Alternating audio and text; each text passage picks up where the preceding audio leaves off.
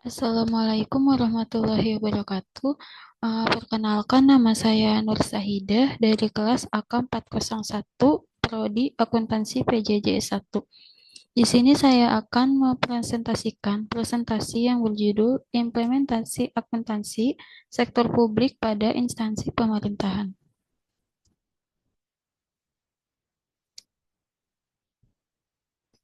Yang pertama ada latar belakang masalah.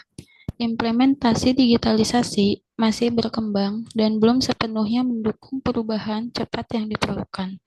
Beberapa kebijakan yang ada belum dapat mengakomodasi kebutuhan baru yang muncul akibat pesatnya perkembangan teknologi. Selain itu, faktor sumber daya manusia juga menjadi tantangan besar dalam digitalisasi akuntansi pemerintahan. Tidak semua aparat pemerintahan terampil dalam menggunakan sistem digitalisasi yang baru, sehingga pelatihan dan pengembangan kapasitas SDM sangat diperlukan untuk memastikan transisi yang sukses ke sistem berbasis digital. Yang kedua, di sini ada rumusan masalah.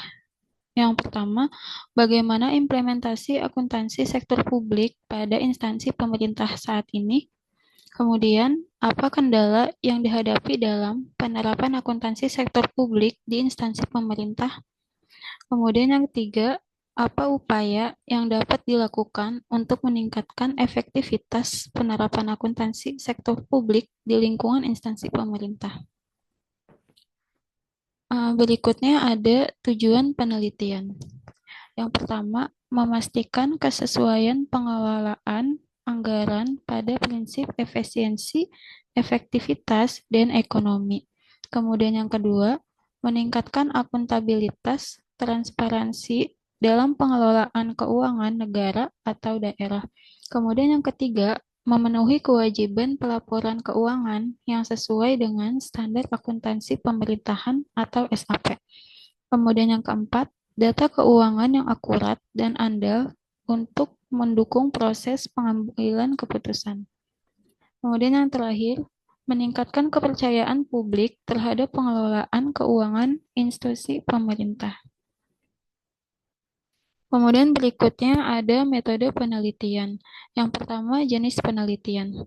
Jenis penelitian yang digunakan yaitu deskriptif kuantitatif, yaitu mengekspresikan fakta atau peristiwa, keadaan, peristiwa atau fakta, dan variabel yang telah terjadi selama studi ini menyajikan hasil penelitian dengan menggambarkan apa yang sebenarnya terjadi. Penelitian data kualitatif dilakukan, diselidiki, dan dianalisis untuk membuat kesimpulan. Metode deskriptif adalah metode yang digunakan untuk menjelaskan, menyelidiki, atau mempelajari hasil penelitian, tetapi tidak untuk menghasilkan kesimpulan yang lebih luas. Kemudian, ada teknik pengumpulan data. Teknik pengumpulan data yang digunakan yaitu studi dokumentasi, triangulasi, dan analisis data adalah induktif atau temuan penelitian kualitatif dan kuantitatif mendukung arti atas generalisasi. Teknik untuk pengumpulan data yang dipelajari melalui presentasi data, analisis data, dan merumuskan kesimpulan. Data tersebut kemudian dianalisis. Kemudian berikutnya ada sumber data. Sumber data yang digunakan yaitu bersumber dari jurnal yang terkait dengan implementasi akuntansi sektor publik pada instansi pemerintah. Kemudian ada teknik analisis. Yang pertama, pengertian akuntansi sektor publik. Akuntansi sektor publik bisa diartikan sebagai metode teknik dan pengkajian akuntansi dalam penyelenggaraan dana warga oleh pemerintah pada pusat, lembaga tinggi suatu negara, departemen, badan layanan umum, pemerintah pada daerah, badan layanan umum di daerah, lembaga sosial masyarakat, yayasan sosial, dan juga dalam proyek kerjasama antar organisasi sektor publik dengan organisasi swasta. Kemudian berikutnya ada pengertian implementasi. Implementasi adalah pelaksanaan persiapan yang telah direncanakan dengan matang dan menyeluruh. Implementasi biasanya dilakukan setelah rencana telah ditafsirkan dengan benar dan mencari hasil terbaik. Kemudian berikutnya ada analisis data. Yang pertama, implementasi akuntansi sektor publik pada instansi pemerintah. Sektor publik di Indonesia telah menunjukkan kemajuan yang signifikan dalam beberapa tahun terakhir, khususnya dalam bidang akuntansi. Perubahan ini merupakan respons terhadap dinamika global, meningkatnya tuntutan masyarakat, serta kebutuhan akan transparansi dan akuntabilitas dalam pengelolaan keuangan publik. Pemerintah telah melaksanakan berbagai reformasi akuntansi publik sebagai bagian dari upaya untuk menciptakan sistem keuangan negara yang lebih baik, efisien, dan berkelanjutan.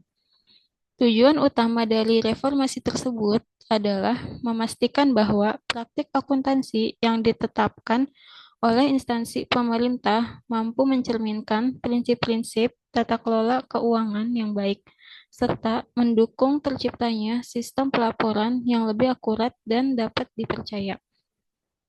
Pendekatan ini tidak hanya meningkatkan kualitas data keuangan, tetapi juga memperkuat kepercayaan publik terhadap pengelolaan dana negara.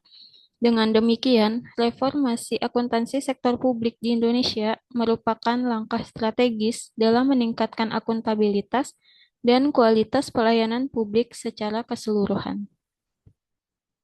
Kemudian, kendala yang dihadapi dalam penerapan akuntansi sektor publik di instansi pemerintah. Reformasi akuntansi sektor publik di Indonesia menghadapi berbagai kendala, seperti pelaporan yang tidak konsisten, rendahnya transparansi, dan risiko kebijakan fiskal. Mereka juga memperingatkan risiko meniru praktik negara lain yang tidak sesuai dengan konteks lokal. Selain itu, objektivitas laporan keuangan kerap terganggu oleh konflik kepentingan antara manajemen dan pemangku kepentingan, yang dapat mengarah pada penyajian informasi yang tidak sepenuhnya jujur, tetapi kepentingan pribadi pihak manajemen. Kemudian, upaya yang dapat dilakukan untuk meningkatkan efektivitas penerapan akuntansi sektor publik di lingkungan instansi pemerintah. Konsistensi dalam penerapan metode akuntansi penting agar laporan keuangan dapat dibandingkan antar periode dan mencerminkan kinerja keuangan secara berkelanjutan. Efisiensi pengelolaan dana juga menjadi tujuan utama. Dengan akuntansi yang efektif, penerapan dalam optimalisasi anggaran, pencegahan, penyimpanan, dan peningkatkan transparansi. Tata kelola keuangan yang baik memperkuat kepercayaan masyarakat terhadap pemerintah. Namun, implementasi sistem akuntansi publik masih menghadapi tantangan seperti regulasi yang rumit, prosedur yang tidak jelas, dan keterbatasan sumber daya. Sekian dari saya, kurang lebihnya mohon maaf. Wabillahi taufik wal hidayah. Wassalamualaikum warahmatullahi wabarakatuh.